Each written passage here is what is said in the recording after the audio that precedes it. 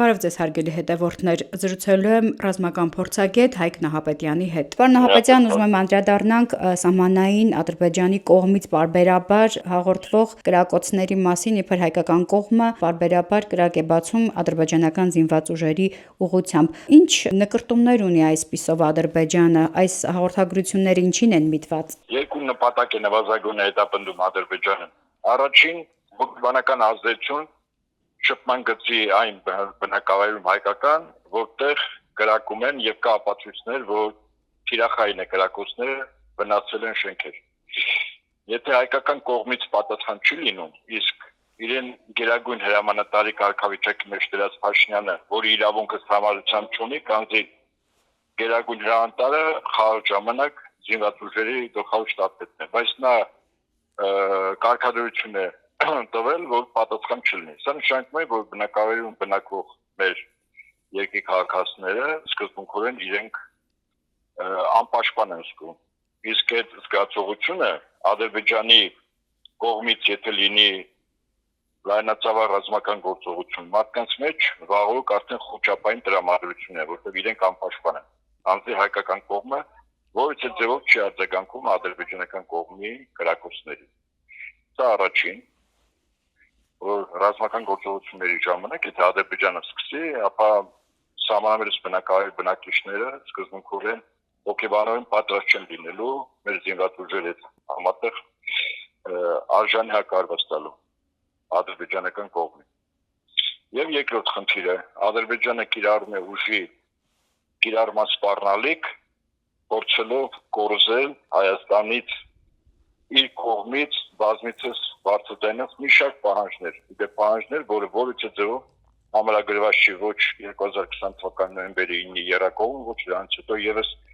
3 երակողմ հայտարարություններով։ Այսինքն Ադրբեջանը կոնկրետ խնդիր է լուծում։ Ինքը խնդիր ունի այսօր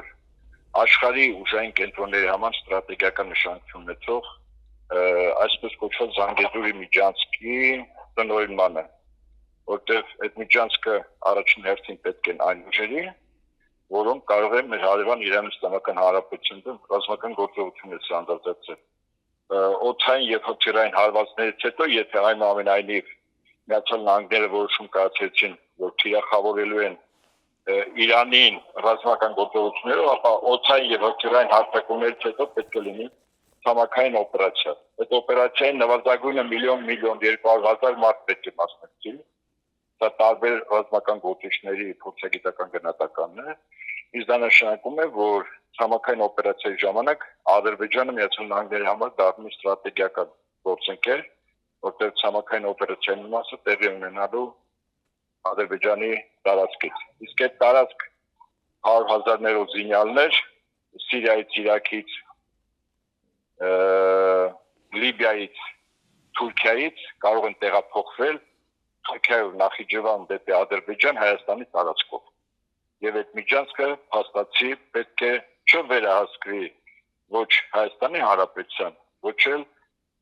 Ռուսաստան Դաշնության սահմանափակ զորքերի ներկայացուցիչների կողմից, որը ամրագրված է նոյեմբերի 9-ի հաստատվի 9-րդ կետում։ Սա է իրականությունը եւ Այսինքն Հայաստանը գործիք է դառնում Միացյալ Նահանգների եւ Իրան-Ադրբեջան այդ տարածաշրջանում ձեռքին։ Այո։ Եվ այդ մեր տարածաշրջանը հարավային մասում դա կարող է լինել Մեղրի շատ մոտ սահմանակից տարածք առանց բնակավայրի ներառման, եթե Ադրբեջանը որոշեց ուժով վերցնել։ Որտեղ բնակավայրերի վրա հարձակումը եւ կոնկրետ տարածքներ վերցնելը դա արդեն սահմանային գոտիների այն վեճը չի, որտեղ Ադրբեջանը այս կամ այն ձևով կարող է հիմնավորել, որ դա իր տարածքն է, ինչպես փորձում է հիմնավորել Սևլոջի շրջակայքի Իշխանասարի եւ Ջերմուկի մոտ։ Եթե բնակավայրը վերցրեց, դա նշանակում է, որ Ռուսաստանն ուղղակի ձեռնոց է ներդրում, որտեղ Ռուսաստանը Հայաստանի հետ ունի կնքված 1995 թվականի փոխադարձ օգնության պայմանագիրը։ Եթե բնակավայրերով վերցրեց, փորձեց վերցնել, դա Ռուսաստանի 3 հաշվական լուրջ ռազմական բախման մեջ, որտեղ կարող են ներգրավել գործնականում եւ Թուրքիան եւ Իրանը։ Իսկ եթե Մեղրի մոտ ուղղակի ինչ որ ճանապարհային հատված վերցրեց, սա այնուամենայնիվ Ադրբեջանի եւ Միացյալ Նահանգներին հնարավորություն կտա իմ նշած երկրներից զինանձնակազմի 100,000-ներով տեղափոխում Ադրբեջան։ Կարծում եմ այդ պրոյեկտն է հիմա։ Հիշեցնեմ, որ զրուցում էինք ռազմական փորձագետ Հայկ Նահապետյանի հետ։